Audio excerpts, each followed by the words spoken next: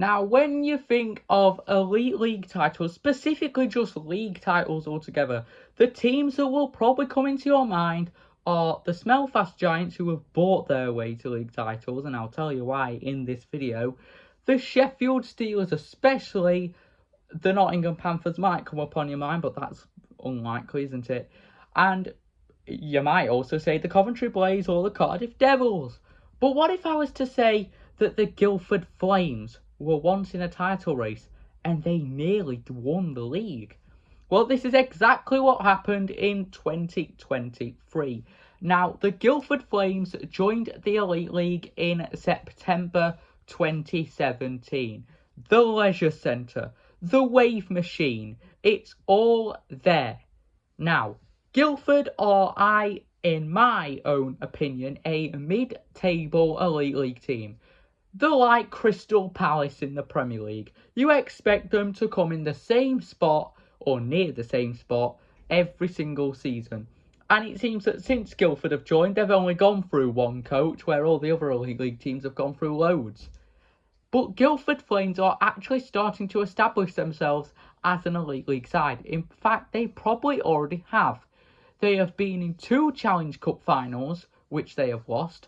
They've been in a few playoff semi-finals, which they've also lost. But they are getting closer and closer and closer to winning their first silverware. They nearly did it in style in 22-23 when the Guildford Flames were in the title race. And here's the story of that season. So, the 22-23 season was the 19th season of the Elite League. It went from August 2022 all the way up till April 2023. And most of you will remember it for the Belfast Giants treble, which now is completely irrelevant because a better team won a treble the year after. So, the Guildford Flames are not a team you expect to be or were to be in a title race, because you'd expect the usual 4 to be in the title race, which are the Sheffield Steelers, the Belfast Giants, the Nottingham Panthers, and the Cardiff Devils. Though Cardiff and Nottingham were nowhere near the title race at that time, and people were expecting it more so to be a sequel to the Belfast and Sheffield rivalry. Now, Belfast did start the season pretty bumpy, but Guildford did not. By November of 2022, the Guildford Flames were thoroughly at the top of the Elite League and were shocking everybody. However, of course, with the Belfast Giants, you expect them to wake up, and they did by signing 1 million players at Christmas. In fact, they signed a new team at Christmas, and honestly, I think that should be investigated, because I don't think the Giants should have done it, and I still, to this day, think they were kind of breaking the rules a bit by making all of these signings. Another reason why I don't like Belfast is because they are really bad at the start of the year and then they get really good out of nowhere, but they still can't beat Sheffield. So anyway, we're not talking about them, we're talking about Guildford. So with Belfast catching Guildford up, something happened at Christmas to the Guildford Flames. They started losing games in packs. They lost 2 games to the Manchester Storm, then they lost at New Year's. Now, at the time, the Steelers were on a mad winning streak. So by New Year's, the Sheffield Steelers had overtaken the Guildford Flames in the league standings and were top of the league. Their stay at the top of the league was short-stayed. And to this day, I still don't think that Steelers team was title worthy because there were injury issues, we kept giving turnovers, we just weren't good all around. So with that being said, the Sheffield Steelers and the Guildford Flames had a match at the arena in early January. And Steelers versus Flames in that year alone was a rivalry.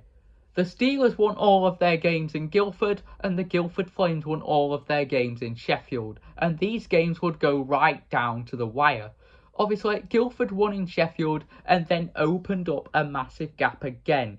Now, the Guildford Flames put a tweet up on Twitter saying, "Mind the gap."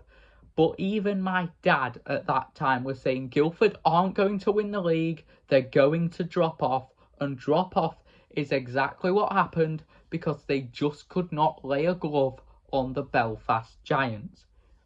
Then, halfway through the 22-23 season, people were starting to wonder what if Guildford do actually do the unthinkable and win the league? They would go, surely, into the Champions Hockey League. Nope, because the Champions Hockey League said that Guildford's arena was way too small for European games. Which means probably even if Guildford did end up winning the league that year, the European spot would have gone probably to either the Belfast Giants or the Sheffield Steelers. As you guys all know, the title race did go right down to the wire that season. Belfast did end up winning the title by 2 points and Guildford just narrowly missed out on the title. It was a title race to remember and Guildford Flames fans will probably beg to have the type of that Guildford team back again. Obviously, in the 23-24 season, Guildford went back to their ranks. They dropped down the league table back to where they usually are. And maybe it was just a one-season wonder for Guildford. But it really does prove that some teams can become underdogs and go all the way. We could have literally had a Leicester City underdog story in the Elite League. But in the end, the usual team ended up winning the league. However, this season set up perfectly for the 23-24 Steelers season. It set everything up so perfectly. Because even though Guildford had dropped down, in 23-24, the Guildford Flames went back into the Challenge Cup final, taking on the Sheffield Steelers. And even though nearly all of the league wanted Guildford to win, they all knew they were not going to get past a team like Sheffield. The Sheffield Steelers 23-24 team is what it will always be on another level, and Steelers did end up winning the Challenge Cup. And what's even worse for Guildford that season? Here we go. They lost the Challenge Cup final to the Sheffield Steelers. They had to watch the Sheffield Steelers win the league title by getting beat 7-3. The Sheffield Steelers then knocked them out of the playoff semi-final. The following season, the Steelers played the Guildford Flames and did a banner-raising night to make the hurt more welcome.